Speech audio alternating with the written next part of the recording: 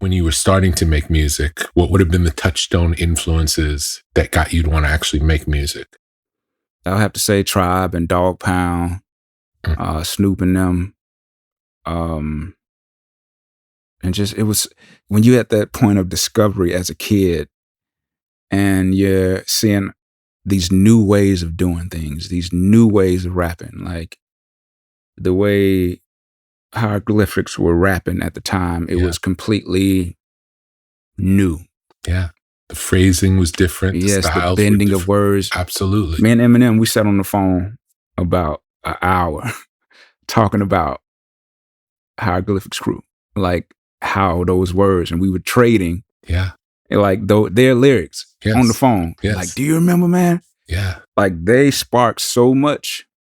They opened up a new door for everybody, Beautiful. I think. And I think just to be around that time and to be like, we were out when Wu was out. We were out when Nas was out. So, but we're from the South. So it's kind of like we had to step up.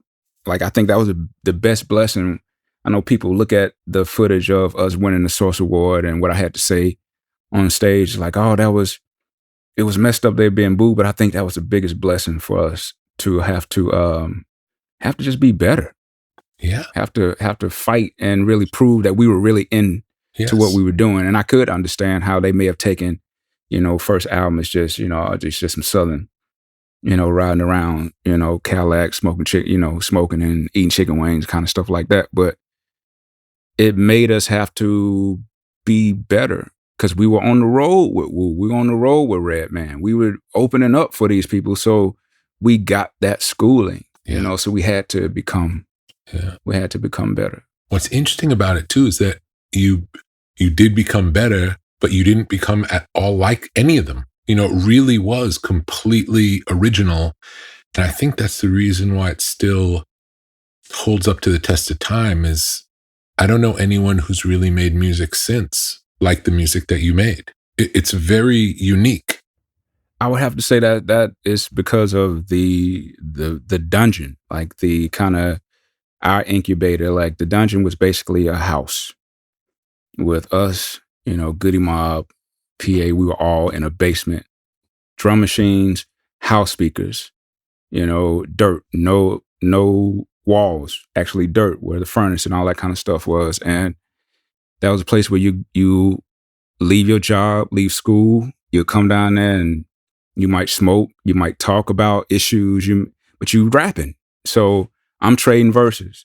Cujo over there trading verses. CeeLo come trade verses. So it was at a certain point, we started building our own slang, so it became a world in itself. So we gained confidence in ourselves, like when I say king shit or somebody else say king shit, we knew what that meant because we would talk that way around the dungeon. So a certain confidence and a certain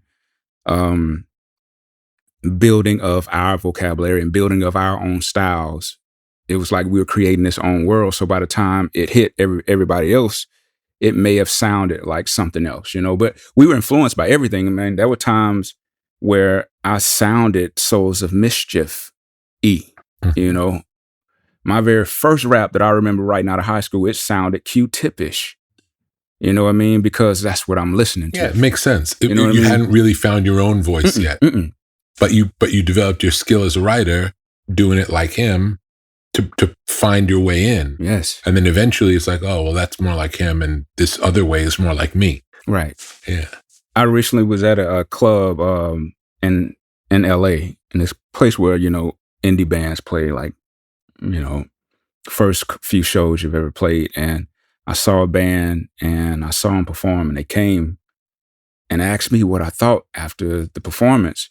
And I said, man, you got to keep going.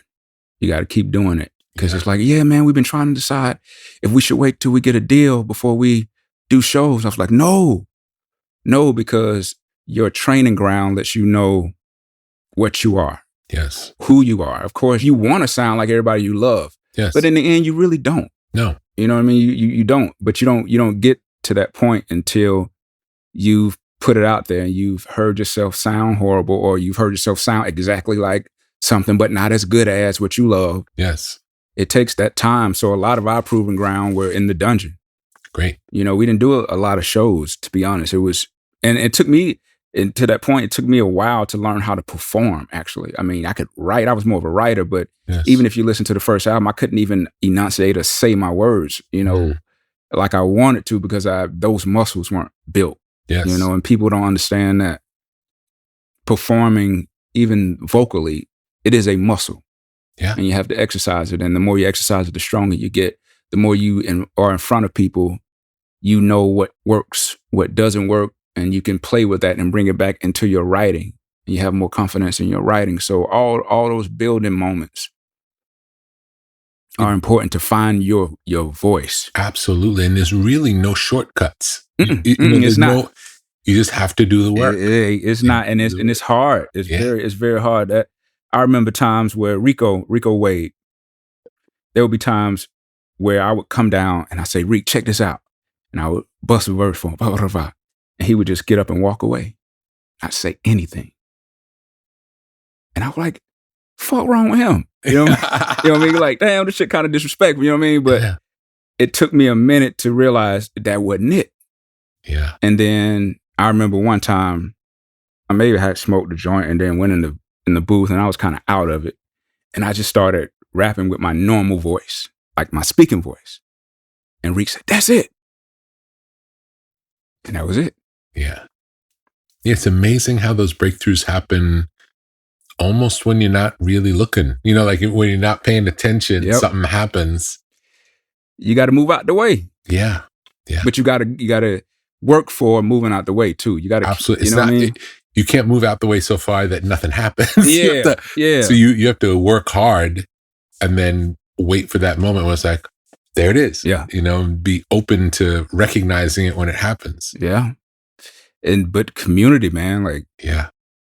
It's funny because, and thank you for the opportunity to be on this podcast. But when I learned that I was coming, and you know, I learned that it was you and Malcolm's thing, I'd never read any of Malcolm's books. I bought them, and then I went on the road and did something, and I forgot to read them. So I was like, all right, out of respect, let me read. You know, at least read a book. Yeah. And I don't read much. I actually don't. And so I read Outliers, and it blew my mind. It completely blew my mind. And it really made me think of the community that gives you opportunity to be all of this. And that's what the dungeon. Yeah. And had there not been a dungeon, who knows what you would have done? You know, like it really, and that wasn't anything that you decided to make happen. It's like so much of it is chance. It was, like things just happen. The universe sets up a situation and something good happens. Something comes out of it. I was just talking about that today earlier with my friend. When I was going to college, I decided between going to NYU and University of Chicago. And had I gone to University of Chicago, my whole life would have been different because hip hop was happening in New York and I happened to be there. Yep. But if I was somewhere else, I wouldn't have known what was going on there because I wouldn't have been in it. Yep. And that's just luck. You know, it is, it's luck, it's chance, it's maybe you were it was supposed to happen to you. And I believe in that as well. It's so much of it is out of our control. But I'm always grateful when something good happens. You know, it's like I know I can't make it happen, but I know that I can be open to it happen. I'll invite it in, and welcome it, and do everything I can to best support this thing that arrives. That I know is bigger than me. Yes, you know, it's magical. It really is magical. It really is. And it's the hardest part of that is when something bad happens and feeling the bad thing and remembering, trying to separate ourselves from the thing that happened that didn't work out or didn't go the way we wanted it to go. And to say, okay, imagine that's a scene in a movie. I can't wait to see what happens next. Yeah. Do you know what I mean? Yeah. Instead of just sinking into the vibe, because it's the same vibe of when the good thing happens. It's the same. It's like good things happen, bad things happen. That's all part of life. Yeah. And just sort of staying neutral and riding the wave, you know? I'm still learning that, you know. Yeah, it's hard. It's hard. That's riding. You said it. Riding that wave That's it. is hard because you dip down low. Sometimes you get stuck. You know, Absolutely. especially if you're used to the wave going a certain way. Yes. You know, and I think that's when you have to kind of lay yourself down and kind of just let it be. Yeah. You know, and that's hard. It's hard for me. Yes. It's very hard for me. Yes.